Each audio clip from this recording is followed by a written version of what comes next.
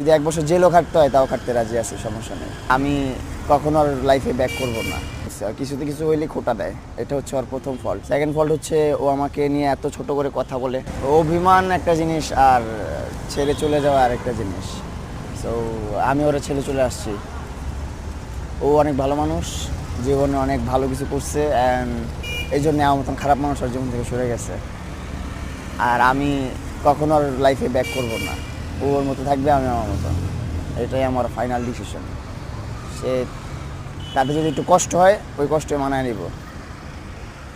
আর যদি ১ বছর জেলও খাটতে হয় তাও খাটতে রাজি আছি, সমস্যা নেই। মান অভিমান থাকে, রাগারাগি থাকে, কিন্তু সব কিছুর একটা লিমিট আছে।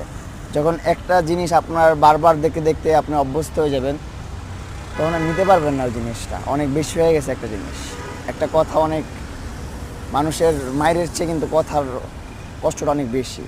আর ও একটা কথা একবার না, অনেকবার বলছে, হাজারবার বলছে। আর কিছুতে কিছু হইলে খোঁটা দেয়, এটা হচ্ছে ওর প্রথম ফল্ট। সেকেন্ড ফল্ট হচ্ছে ও আমাকে নিয়ে এত ছোট করে কথা বলে, যেগুলো আমি বলতে চাই না।